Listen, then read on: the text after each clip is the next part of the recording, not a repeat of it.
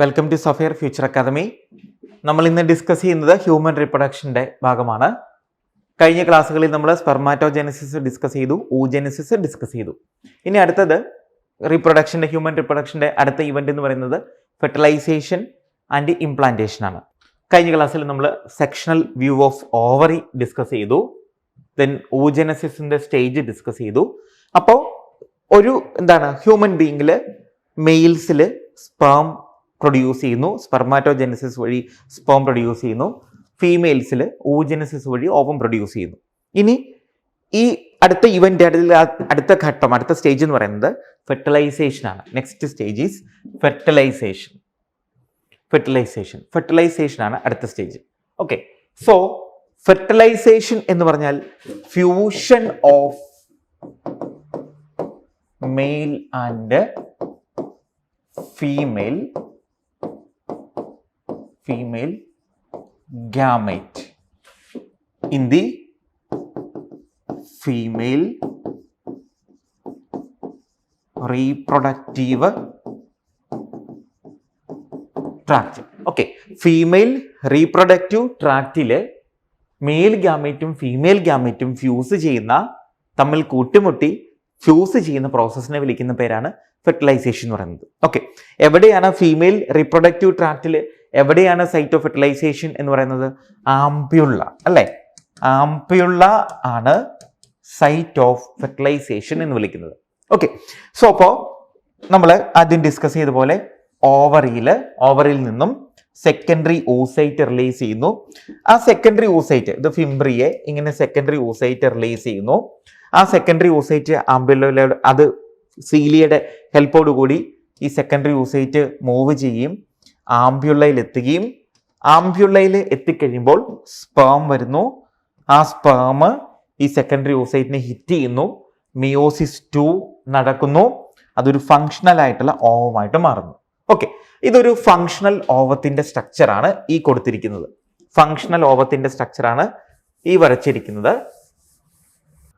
Okay, ഇതാണ് ഒരു functional ovum എന്ന് പറയുന്നത്. ഇതാണ് ഒരു ഫങ്ഷണൽ ഓവം. നോക്കുക, സെക്കൻഡറി oocyte ആയിട്ട് മാറി. സെക്കൻഡറി oocyte ഉണ്ട്, സോണ പെലിസറ ഉണ്ട്, ക്യൂമുലസ് സൂഫോറസ് അല്ലെങ്കിൽ കൊറോണ റേഡിയേറ്റ സെൽസ് ഉണ്ട്.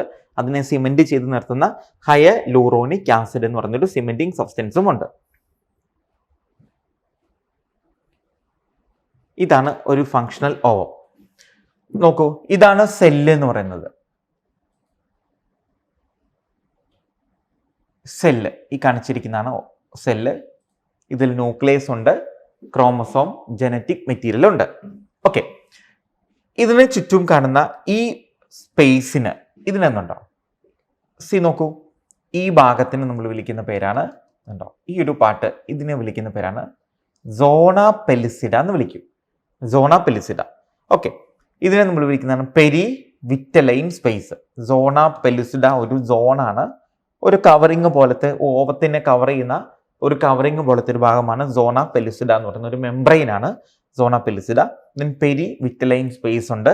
ദെൻ ഈ സെല്ലുകൾക്ക് നമ്മൾ വിളിക്കുന്ന പേര് നോക്കൂ, ഇതാണ് ഇങ്ങനെയുള്ള ഈ ഓവത്തിനെ സറൗണ്ട് ചെയ്തിട്ടുള്ള ഈ കാണുന്ന സെല്ലുകൾക്ക് വിളിക്കുന്ന പേരാണ് കൊറോണ റേഡിയേറ്റ എന്ന് വിളിക്കും. കണ്ടോ, പല ഭാഗങ്ങളിലേക്ക് ഇങ്ങനെ റേഡിയേറ്റ് ചെയ്ത് നിൽക്കുന്നതുകൊണ്ട് കൊറോണ റേഡിയേറ്റ എന്ന് വിളിക്കുന്നു. ദെൻ ആ കൊറോണ റേഡിയേറ്റർ സെൽസ് ഇങ്ങനെ സിമെന്റ് ചെയ്യുന്നതിനെ വിളിക്കുന്ന, അല്ലെങ്കിൽ ഇങ്ങനെ ചേർത്ത് ഇങ്ങനെ ഒട്ടിച്ചു വെച്ചിരിക്കുന്ന ആ സിമെന്റിങ് സബ്സ്റ്റൻസിന് വിളിക്കുന്ന പേരാണ് ഹയലൂറോണിക് ആസിഡ് എന്ന് വിളിക്കും. ഹയലൂറോണിക് ആസിഡ്. നോക്കൂ, ഇതാണ് ഫെർട്ടിലൈസേഷൻ നടക്കുന്നത്. നോക്കൂ, ഫെർട്ടിലൈസേഷൻ നടക്കുമ്പോൾ സ്പേം ഈ കൊറോണ റേഡിയേറ്റർ സെൽസിലൂടെ അകത്ത് കടക്കുകയും ഈ സ്പേം ഓവത്തിലേക്ക്, സെല്ലിന്റെ ഉള്ളിലേക്ക് പ്രവേശിക്കുകയും ചെയ്യും. അതിനെയാണ് നമ്മൾ ഫെർട്ടിലൈസേഷൻ എന്ന് വിളിക്കുന്നത്. ഓക്കെ, അപ്പോൾ അതിനു മുമ്പായിട്ട് നോക്കുക, ഫെർട്ടിലൈസേഷൻ നടക്കുന്നതിന് മുമ്പ് നടക്കുന്നത് കോയിറ്റസ് ആണ്. കോയിറ്റസ്. ഓക്കെ, ഗാമറ്റോജെനസിസ് നടക്കും. ദെൻ ആഫ്റ്റർ ഒരു മെയില് ഫീമെയില് ആഫ്റ്റർ മാരേജിന് ശേഷം ഒരു സെക്ഷൽ കോണ്ടാക്ട് അല്ലെങ്കിൽ കോയിറ്റസ് സംഭവിക്കും. ആ കോയിറ്റസിന്റെ എൻഡ് റിസൾട്ടായിട്ട് ഇൻസെമിനേഷൻ ഉണ്ടാവും.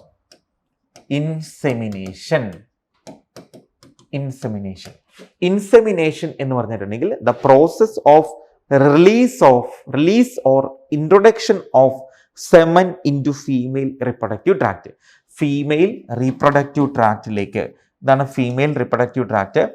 സോ ആ ഫീമെയിൽ ലൈക്ക് ഇങ്ങനെ ഇതൊരു വശം വരച്ചിരിക്കുന്നത് വജൈന, ഫീമെയിൽ റീപ്രൊഡക്റ്റീവ് ട്രാക്റ്റിലേക്ക് സ്പേം അതായത് സെമൻ റിലീസ് ചെയ്യപ്പെടും.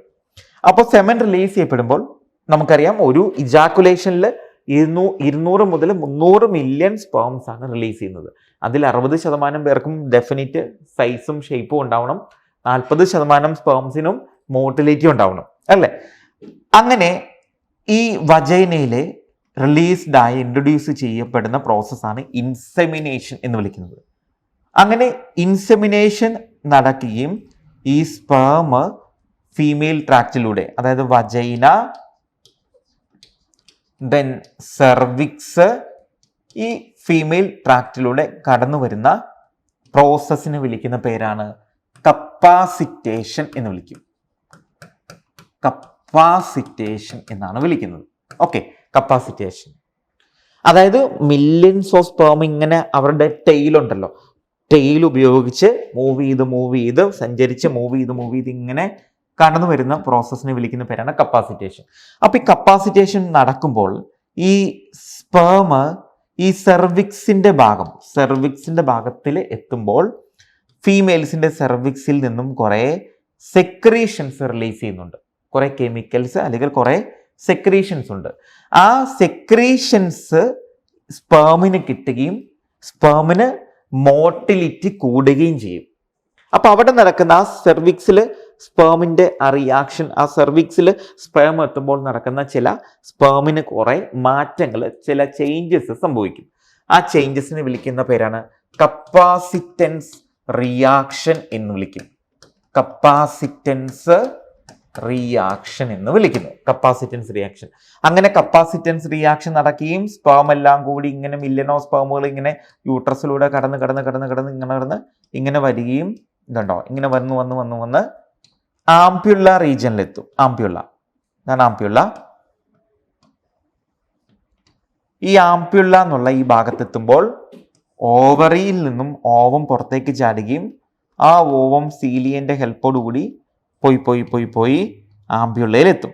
അപ്പോൾ ആംപ്യുള്ളയിൽ വെച്ച് എന്ത് ചെയ്യും, ഈ ഓവവും അല്ലെങ്കിൽ സെക്കൻഡറി oocyteഉം സ്പേമും കൂടി മീറ്റ് ചെയ്ത് സ്പേം ഹിറ്റ് ചെയ്യുമ്പോഴാണ് സെക്കൻഡറി oocyteന് മിയോട്ടിക് 2 ഡിവിഷൻ നടക്കുകയും ഇതുപോലെ ഒരു ഫങ്ഷണൽ ഓവമായിട്ട് മാറുകയും ചെയ്യും. ഓക്കെ, അങ്ങനെ ഫങ്ഷണൽ ഓവമായിട്ട് മാറിക്കഴിയുമ്പോൾ അടുത്ത ടാർഗറ്റ് എന്താണ്, ഈ സ്പേമിന് എന്ത് ചെയ്യണം, ഇതാണ് ഫങ്ഷണൽ സ്പേം. ഈ സ്പേമിന് ഈ ഓവത്തിന്റെ ഈ സെല്ലിന്റെ ഉള്ളിലേക്ക് കയറണം. അങ്ങനെ ഉള്ളിലേക്ക് കയറണമെങ്കിൽ എന്ത് ചെയ്യണം, ഈ ഓവത്തിനെ പ്രൊട്ടക്ട് ചെയ്തുകൊണ്ട് കവർ ചെയ്തുകൊണ്ട് കുറേ സെൽസ് ഉണ്ട്. അപ്പൊ ഈ സെൽസിനിടയിലൂടെ വേണം ആർക്ക് പോകാനായിട്ട്, സ്പേമിന് പോവാനും. അതുപോലെ ഇവിടെ ഒരു സോണ പെലുസിഡ എന്ന് പറഞ്ഞൊരു വലിയൊരു മെംബ്രെയിൻ ഉണ്ട്. ആ മെംബ്രെയിനിന് ഇടക്കൂടെ അതിനെ ബ്രേക്ക് ചെയ്തിട്ട് ഇടക്കൂടെ വേണം സ്പേമിന് അകത്തേക്ക് കയറി സെല്ലിന്റെ ഉള്ളിലേക്ക് കയറാൻ. അങ്ങനെയാണെങ്കിലാണ് ഫെർട്ടിലൈസേഷൻ നടക്കുന്നത്. ഓക്കെ, അപ്പൊ അതെങ്ങനെയാന്ന് നമുക്ക് നോക്കാം. അതിനുവേണ്ടി നമ്മൾ ഇത് ക്ലിയർ ആയല്ലോ. അതിനുവേണ്ടി നമ്മൾ കപ്പാസിറ്റൻസ് റിയാക്ഷൻ മനസ്സിലായല്ലോ. അങ്ങനെ കപ്പാസിറ്റൻസ് റിയാക്ഷൻ നടന്ന് സ്പേം ഓവത്തിനടുത്ത് എത്തുന്നു. അങ്ങനെ ഓവത്തിനടുത്ത് എത്തിക്കഴിയുമ്പോൾ നമ്മൾ പഠിച്ചു, ഹ്യൂമൻ സ്പേമിന് ഹെഡും നെക്കും ടെയിലും ഒക്കെ ഉണ്ടല്ലോ. ഹെഡും നെക്കും ടെയിലും ഒക്കെ ഉണ്ട്. ഇതാണ് സ്പേമിന്റെ സ്ട്രക്ചർ. പ്ലാസ്മ മെംബ്രെയിൻ ഉണ്ടോ, ഇത് പ്ലാസ്മ മെംബ്രെയിൻ ഈ ഭാഗത്തിനെ വിളിക്കുന്ന പേരാണ് അക്രോസോം എന്ന് വിളിക്കും. അക്രോസോം. ഓക്കെ, ഈ അക്രോസോമിൽ ഒരു എൻസൈം ഉണ്ട്. ആ എൻസൈമിന്റെ പേരാണ് ഹയലൂറോണിഡേസ്. ഹയലൂറോണിഡേസ് എന്ന് പറഞ്ഞൊരു എൻസൈം ഉണ്ട്. അപ്പോൾ ഈ സ്പേം മൂവ് ചെയ്ത് കൊറോണ റേഡിയേറ്റർ സെൽസിന് അടുത്തെത്തുമ്പോൾ അവിടെ ആരുണ്ട്, ഹയലൂറോണിക് ആസിഡ് ഉണ്ട്. ഹയലൂറോണിക് ആസിഡ് ഉണ്ട്. ഈ ഹയലൂറോണിക് ആസിഡ് ആണ് ഈ കൊറോണ റേഡിയേറ്റർ സെൽസിനെ എന്ത് ചെയ്യുന്നത്, സിമെന്റ് ചെയ്ത് വെച്ചിരിക്കുന്നത്. അപ്പോൾ ഈ കൊറോണ റേഡിയേറ്റർ സെൽസിന്റെ അടുത്ത് എത്തുമ്പോൾ അക്രോസോം എന്ത് ചെയ്യുന്നു? ഹൈലൂറോണിഡേസ് എന്നുള്ള എൻസൈമിനെ റിലീസ് ചെയ്യും. ആ എൻസൈം റിലീസ് ചെയ്യുന്നതനുസരിച്ച് ഈ സിമെന്റിങ് സബ്സ്റ്റൻസുകൾ, അതായത് ഹൈലൂറോണിക് ആസിഡുകൾ ഇങ്ങനെ ഡിസോൾവ് ചെയ്തുകൊണ്ടിരിക്കും. അതിൽ ഇങ്ങനെ അലിഞ്ഞ് ഡിസോൾവ് ചെയ്ത് പോവുകയും സെപ്പറേറ്റഡ് ആവുകയും കൊറോണ റേഡിയേറ്റ സെൽസിലൂടെ സ്പേമിന് ഉള്ളിലേക്ക് കടന്ന് ഈ സിമെന്റിങ് സബ്സ്റ്റൻസ് ഡിസോൾവ് ആയി സെപ്പറേറ്റഡ് ആയി കഴിയുമ്പോൾ കൊറോണ റേഡിയേറ്റർ സെൽസിനുള്ളിലേക്ക് ഇങ്ങനെ കൊറോണ റേഡിയേറ്റർ സെൽസിലൂടെ സ്പേമിനുള്ളിലേക്ക് പോകാനും കടന്നു പോകാനും അങ്ങനെ പോയി സോണ പെല്ലിസിഡയുടെ അടുത്ത് എത്താനും സാധിക്കും. അങ്ങനെ സോണ പെല്ലിസിഡയുടെ അടുത്ത് എത്തിക്കഴിയുമ്പോൾ ഇതേ ഹൈലൂറോണിഡേസ് എന്ത് ചെയ്യും? ഈ സോണ പെല്ലിസിഡയിൽ, ഇതാണ് സോണ പെല്ലിസിഡ, ഈ സോണ പെല്ലിസിഡയിൽ ഒരു ചെറിയ ഭാഗം ഡിസോൾവ് ചെയ്യും. ഈ സോണ പെല്ലിസിഡയുടെ ഒരു ഭാഗത്തിനെ ഡിസോൾവ് ചെയ്യും, ഒരു സ്പേം അകത്തേക്ക് കടക്കുകയും ചെയ്യും. ഓക്കെ, ഒരൊറ്റ സ്പേമാണ് അകത്തേക്ക് കിടക്കുന്നത്. അതായത് 200 to 300 മില്യൺ സ്പേം ഉണ്ടെങ്കിൽ പോലും അവിടെ ഒരു 100 മില്യൺ സ്പേമാണ് ഓവത്തിന്റെ അടുത്ത് എത്തുന്നെങ്കിൽ പോലും ഒരൊറ്റ സ്പേം മാത്രമാണ് അകത്തേക്ക് കിടക്കുന്നുള്ളൂ. ഓക്കെ, അതെന്തുകൊണ്ടാണ് ഒരൊറ്റ സ്പേം മാത്രം? ആദ്യം ഒരു സ്പേമിന് കടന്നു പോകാനുള്ള ഒരു ഭാഗം മാത്രമാണ് ഈ ഹൈലൂറോണിഡേസ് ഉണ്ടാക്കി തരുന്നത്. അങ്ങനെയാണ് ഒരു സ്പേം അകത്തേക്ക് ഇങ്ങനെ ഒരു സ്പേം അകത്തേക്ക് കിടക്കും. അപ്പോൾ ഒരു സ്പേം അകത്തേക്ക് കടന്നു കഴിയുമ്പോഴത്തേക്ക് എന്ത് ചെയ്യും? ഒരൊറ്റ സ്പേം മാത്രം അകത്തേക്ക് കടക്കാനുള്ള സ്പേസേ ഉള്ളൂ. അങ്ങനെ ഒരു സ്പേം അകത്തേക്ക് കടക്കുമ്പോൾ എന്ത് ചെയ്യും? അവിടെ ഒരു ഫെർട്ടിലൈസേഷൻ മെംബ്രെയിൻ ഫോം ചെയ്യും. ഉണ്ടോ? ആ സോണ പെല്ലിസിഡയുടെ ഭാഗത്തൊരു ഫെർട്ടിലൈസേഷൻ മെംബ്രെയിൻ ഫോം ചെയ്യും. ആ മെംബ്രെയിൻ ഉള്ളതുകൊണ്ട് പിന്നീട് വരുന്ന ആ ഒരാൾക്ക് മാത്രമേ അകത്തേക്ക് കയറാൻ പറ്റുള്ളൂ. പിന്നീട് വരുന്ന സ്പേമുകൾക്കൊന്നും എന്ത് ചെയ്യാൻ പറ്റില്ല? ഉള്ളിലേക്ക് കയറാൻ പറ്റില്ല. ഓക്കെ, ഇതാണ് ഫെർട്ടിലൈസേഷൻ എന്ന് പറയുന്നത്. ഈ ഒരു ടോട്ടൽ ഈവന്റ് ആണ് കപ്പാസിറ്റൻസ് എന്ന് വിളിക്കുന്നത്. അങ്ങനെ അകത്തേക്ക് കയറുകയും എന്ത് ചെയ്യും? ഈ മെയിൽ ഗ്യാമേറ്റ് അല്ലെങ്കിൽ സ്പേം ഓവോ ആയിട്ട് ഫ്യൂസ് ചെയ്ത് ഒരു സൈഗോട്ട് ഫോം ചെയ്യും. അങ്ങനെ സൈഗോട്ട് ഫോം ചെയ്യുമ്പോൾ അപ്പോഴാണ് അതിന് ഫെർട്ടിലൈസേഷൻ എന്ന് വിളിക്കുന്നത്. Okay, this is called fertilization. അപ്പോൾ അത് ക്ലിയർ ആയി എന്ന് വിചാരിക്കുന്നു. ഒരു ഫെർട്ടിലൈസേഷൻ മെംബ്രെയിൻ ഉണ്ടാവുന്നു, ഒരൊറ്റ സ്പേം മാത്രമായിരിക്കും പോവുക, അകത്തേക്ക് കയറുക. അപ്പം നമ്മൾ കുറച്ച് മുമ്പ് നമ്മൾ സ്പെർമാറ്റോജെനിസിസ് കഴിഞ്ഞ ക്ലാസ്സിൽ നമ്മൾ ഡിസ്കസ് ചെയ്തപ്പോൾ എന്ത് ചെയ്യുന്നു? സ്പെർമാറ്റോസൈറ്റ് മിയോസിസ് 2 സംഭവിക്കുകയും മിയോസിസ് 2 അല്ലെങ്കിൽ മിയോട്ടിക് ഡിവിഷൻ നടക്കുമ്പോൾ എന്താണ്? 46 ക്രോമസോം ഉള്ളത് 23 ക്രോമസോമായിട്ട് മാറുകയും ചെയ്യും. അപ്പോൾ 23 ക്രോമസോമില് ഇതിലൊരു സെക്സ് ക്രോമോസോം ആയിരിക്കും ഉണ്ടാവുക. 22 പേർ ഓട്ടോസോമും 22 ഓട്ടോസോമും ഒരു സെക്സ് ക്രോമോസോമും ആയിരിക്കും ഉണ്ടാവുക. മെയിൽ ഹോർമോൺ അല്ലെങ്കിൽ മെയിൽ ഗ്യാമേറ്റുകൾ പ്രൊഡ്യൂസ് ചെയ്യുന്നത് എന്തായിരിക്കും? എക്സും വൈയും ക്രോമോസോമുകളായിരിക്കും പ്രൊഡ്യൂസ് ചെയ്യുക, അല്ലെ? സപ്പോസ് ഇപ്പോൾ ഇവിടെ ഒരു 46 ക്രോമോസോം ഇത് ഡിഫറൻഷിയേറ്റ് ചെയ്തു. അപ്പോൾ ഇതിലുള്ള ഒരു ക്രോമോസോമിൽ ഒരു സെക്സ് ക്രോമോസോം ഒന്നെങ്കിൽ ഒരെണ്ണം എക്സ് ആയിരിക്കും, അടുത്തത് വൈ ആയിരിക്കും. അപ്പൊ ഇതിൽ ഏത് എക്സ് ക്രോമോസോം ഉള്ളതോ അല്ലെങ്കിൽ വൈ ക്രോമോസോം ഉള്ള ഏത് സ്പെർമാണ് അകത്തേക്ക് കയറുന്നത് അതിനനുസരിച്ചിരിക്കും ഈ ഫെർട്ടിലൈസേഷൻ നടന്നുണ്ടാവുന്ന ആ ഫീറ്റസിന്റെ സെക്സ് എന്ന് പറയുന്നത്. ഓക്കെ, അതായത് ഇപ്പോൾ ഒരൊറ്റ സ്പേമാണ് അകത്തേക്ക് കയറുന്നത്. ആ ഒറ്റ സ്പേം അകത്തേക്ക് കയറുമ്പോൾ ആ അകത്തേക്ക് കയറിയ സ്പേം എക്സ് ക്രോമോസോമിനെ റെപ്രസെന്റ് ചെയ്യുന്നതാണെങ്കിൽ അല്ലെങ്കിൽ എക്സ് ക്രോമോസോം ഉള്ള സ്പേമാണ് അകത്തേക്ക് കയറുന്നെങ്കിൽ ഓവത്തിൽ എപ്പോഴും എക്സ് ക്രോമോസോം ആയിരിക്കും, എക്സ് ചേർന്നിട്ട് അത് ഫീമെയിൽ ആയിട്ട് മാറും. ഇനിയിപ്പോൾ വൈ ക്രോമോസോം ഉള്ള ഒരു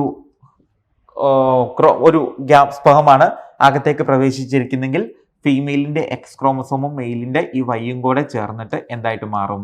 എക്സ് വൈ. അതൊരു മെയിൽ ഫീറ്റസ് ആയിട്ട്, ആ ഫീറ്റസ് അല്ലെങ്കിൽ ആ ചൈൽഡ് മെയിൽ സെക്സ് ആയിരിക്കും ഉണ്ടാവുക. ഓക്കെ, ഈ ഒരു ഇവന്റിനെ വിളിക്കുന്ന പേരാണ് ഫെർട്ടിലൈസേഷൻ എന്ന് വിളിക്കുന്നു. ഓക്കെ, അപ്പൊ നമുക്ക് ഫെർട്ടിലൈസേഷൻ എന്താന്ന് നോക്കാം. Fertilization during copulation semen is released by penis into vagina. Insemination, the motile sperm swim rapidly pass through the cervix, enter into uterus and finally reach the ampullary region of the fallopian tube. The ovum released by the ovary is also transported to ampullary region where fertilization takes place. ഇവിടെ കൊടുത്തിട്ടുണ്ട് fertilisation സംഭവിക്കുന്നത് ampullary റീജിയനിലാണെന്ന് കൊടുത്തിട്ടുണ്ട്. Fertilization can only occur if the ovum and sperms are transported simultaneously to the ampullary region. അതായത് എന്താണ്, ആ ovulation നടക്കുന്ന ആ ഒരു പീരിയഡിൽ തന്നെ എന്തു വേണം? ആ കപ്പിൾസ് സെക്ഷൽ കോണ്ടാക്ട് അല്ലെങ്കിൽ ഇന്റർകോഴ്സ് നടത്തുകയും സ്പേം റിലീസ് ചെയ്യും. ആ ഒരു പീരീഡിൽ അല്ലെങ്കിൽ ആ ഒരു ഡേറ്റ്സിൽ തന്നെ കറക്റ്റ് പീരീഡിൽ തന്നെ സ്പേമും ഓവും കൂടെ ഫ്യൂസ് ചെയ്തെങ്കിൽ മാത്രമാണ് അവിടെ ഫെർട്ടിലൈസേഷൻ സംഭവിക്കാനുള്ള സാധ്യത ഉണ്ടാവുക. Okay, this is the reason why not all copulations lead to fertilization and pregnancy. അത് ഒരു കാര്യം ഓർക്കുക, എല്ലാ കോപ്പുലേഷനും പ്രഗ്നൻസിയിലേക്ക് നയിക്കില്ല. കാരണം ഓവുലേഷൻ നടക്കുന്ന അല്ലെങ്കിൽ ഓവറിയിൽ നിന്നും ഓവം റിലീസ് ചെയ്യുന്ന ആ ഒരു ഡേയ്സിൽ അല്ലെങ്കിൽ ആ ഒരു സമയത്ത് മാത്രം കോയിറ്റസോ അല്ലെങ്കിൽ ആ സമയത്ത് അല്ലെങ്കിൽ ഓവവും സ്പേമും സൈമൾട്ടേനിയസ്ലി ആംബുലാ റീജിയനിൽ എത്തിയെങ്കിൽ മാത്രമാണ് അത് ഫെർട്ടിലൈസേഷനിലേക്കും പ്രഗ്നൻസിയിലേക്കും നയിക്കുന്നുള്ളൂ. Okay, so that's all fertilization. ഇതാണ് നമ്മൾ ഫെർട്ടിലൈസേഷൻ എന്ന് വിളിക്കുന്നത്, ഫെർട്ടിലൈസേഷൻ. ഓക്കെ, ഇനി അടുത്തതാണ് സെക്സ് ഡിറ്റർമിനേഷൻ. നമ്മൾ ഡിസ്കസ് ചെയ്തു. Okay, the process of fusion of a sperm with the ovum is called fertilization. During fertilization, sperm comes in contact with the zona pellucida layer of the ovum and induces changes in the membrane that block the entry of initial sperm. ഇതാണ് നമ്മൾ പറഞ്ഞത്, sperm എന്ന് പറയുന്നത് സോണ പെലിസിഡയിലേക്ക് എത്തുകയും സ്പേമിലുള്ള hyaluronidase എന്ന് പറയുന്ന enzyme സോണ പെലിസിഡയെ dissolve ചെയ്യുകയും ഒരു സ്പേം മാത്രം ഓപ്ലാസത്തിലേക്ക് അല്ലെങ്കിൽ എഗ് സെല്ലിലേക്ക് അകത്തേക്ക് കയറുകയും ചെയ്യുന്നു. And changes in the membrane and that block the entry of additional sperm.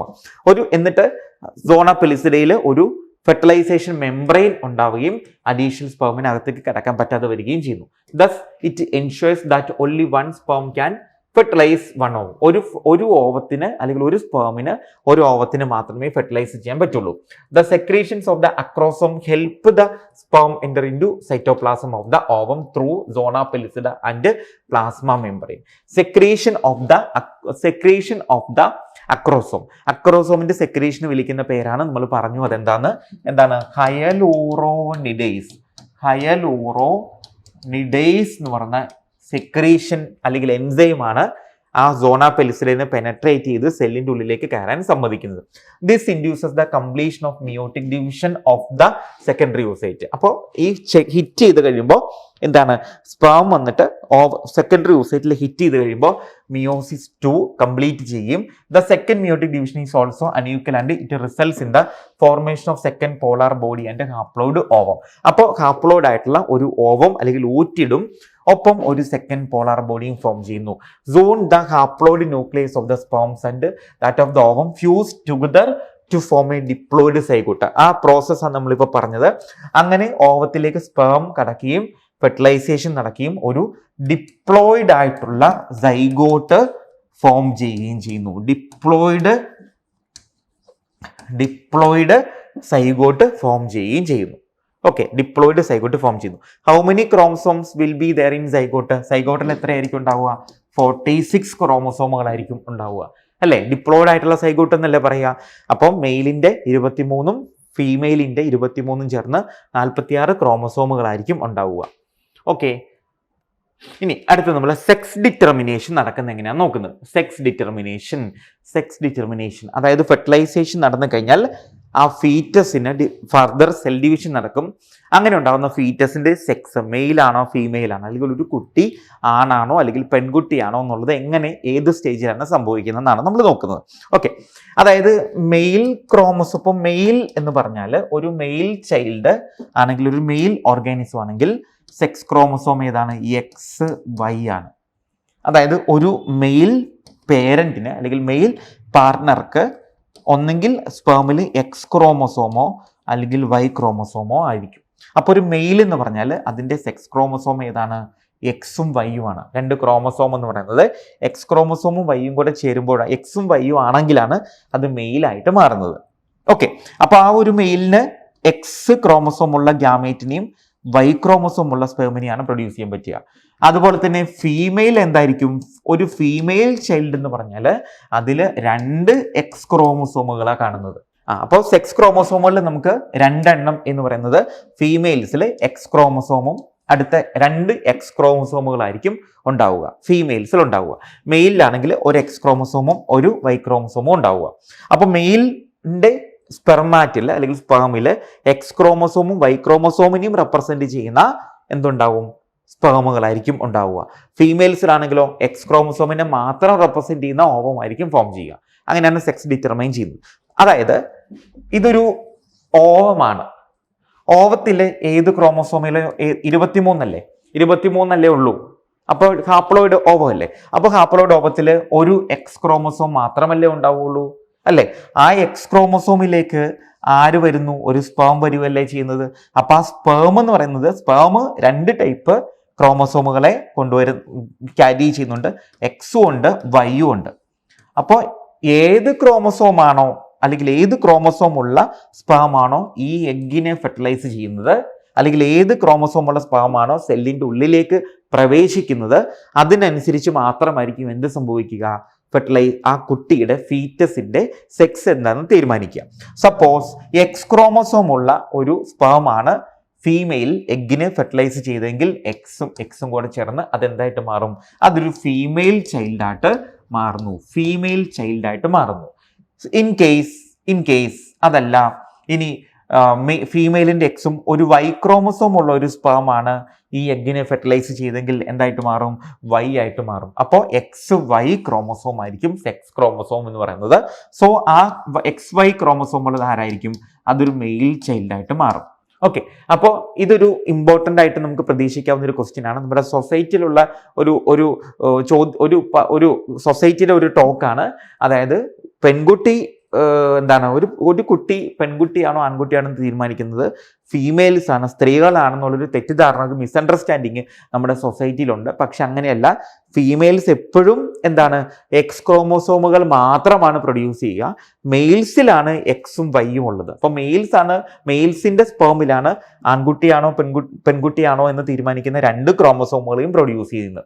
അപ്പം മെയിലിന്റെ അല്ലെങ്കിൽ ഫാദറിന്റെ എക്സ് ക്രോമോസോം ആണ് മദറിന്റെ എഗ്ഗിനെ ഫെർട്ടിലൈസ് ചെയ്യിക്കുന്നെങ്കിൽ അതെന്തായിട്ട് മാറും? അതൊരു ഫീമെയിൽ ചൈൽഡായിട്ട് മാറും. ഫാദറിന്റെ വൈ ക്രോമോസോം ആണെങ്കിൽ അതെന്തായിട്ട് മാറും? അതൊരു മെയിൽ ചൈൽഡായിട്ട് മാറും. അപ്പൊ എപ്പോഴും മെയിൽ സ്പേമിലാണ് സെക്സ് ഡിറ്റർമൈൻ ചെയ്യാനുള്ള ക്രോമസോമുകൾ അടങ്ങിയിരിക്കുന്നത്. അത് നമുക്ക് ചോദിക്കാൻ സാധ്യതയുള്ള ഒരു ക്വസ്റ്റ്യൻ ആണ്. ഓക്കെ, അപ്പൊ ഇത്രയുമാണ് നമ്മൾ ഫെർട്ടിലൈസേഷനെ കുറിച്ച് ഡിസ്കസ് ചെയ്യുന്നത്. സോ നമ്മൾ ഈ സെഷനിൽ നമ്മൾ ഡിസ്കസ് ചെയ്തത് ഫെർട്ടിലൈസേഷൻ എന്താന്ന് പറഞ്ഞു. What is fertilisation? ഫെർട്ടിലൈസേഷൻ എന്ന് പറയുന്നത് മെയിൽ ഫീമെയിൽ ഗ്യാമേറ്റുകൾ ഫ്യൂസ് ചെയ്യുകയും ഒരു സൈഗോട്ട് ഫോം ചെയ്യുന്ന പ്രോസസ്സിനെയാണ് നമ്മൾ ഫെർട്ടിലൈസേഷൻ എന്ന് പറയുന്നത്. ഫെർട്ടിലൈസേഷൻ നടക്കുന്നത് കപ്പാസിറ്റേഷൻ റിയാക്ഷൻ, ഫീമെയിലിന്റെ ഇതാണ്. നമ്മളൊരു ഫീമെയിൽ ഓവത്തിന്റെ സ്ട്രക്ചർ നമ്മൾ എക്സ്പ്ലെയിൻ ചെയ്തു. അപ്പോൾ ഈ ഫീമെയിലിന്റെ ഓവത്തിനെ അല്ലെങ്കിൽ എഗ്ഗിനെ ഒരു മെയിൽ സ്പേം ഫെർട്ടൈൽ ആക്കുന്ന ഫെർട്ടിലൈസേഷൻ നടക്കുന്ന മെക്കാനിസമാണ്. സോ ഇൻസെമിനേഷൻ എന്നുള്ള പ്രോസസ്സ് വഴി ഫീമെയിൽ വജൈനയിലെ ഫീമെയിൽ റിപ്രൊഡക്റ്റീവ് ട്രാക്റ്റിൽ ഇൻട്രൊഡ്യൂസ് ചെയ്യപ്പെടുന്ന സ്പേം കപ്പാസിറ്റൻസ് അല്ലെങ്കിൽ കപ്പാസിറ്റേഷൻ എന്ന് പറയുന്ന റിയാക്ഷൻ വഴി കപ്പാസിറ്റൻസ് റിയാക്ഷൻ അല്ലെങ്കിൽ കപ്പാസിറ്റേഷൻ എന്നുള്ള പ്രോസസ്സ് വഴി സ്പേം ഫീമെയിൽ റീപ്രൊഡക്റ്റീവ് ട്രാക്റ്റിൽ എത്തുകയും ആംപ്യുല റീജിയനിൽ വെച്ച് രണ്ടും മീറ്റ് ചെയ്യുകയും മിയോസിസ് 2 ഓസൈറ്റിന്റെ സെക്കൻഡറി ഓസൈറ്റിന്റെ മിയോസിസ് 2 നടക്കുകയും ഫെർട്ടിലൈസേഷൻ നടക്കുകയും ചെയ്യുന്ന പ്രോസസ്സാണ് നമ്മളിപ്പോൾ ഡിസ്കസ് ചെയ്തത്. അതുപോലെ തന്നെ എങ്ങനെയാണ് മെയിൽ ഫീമെയിൽ സെക്സ് ഡിറ്റർമൈൻ ചെയ്യുന്ന മെക്കാനിസം നമ്മൾ ഡിസ്കസ് ചെയ്തു.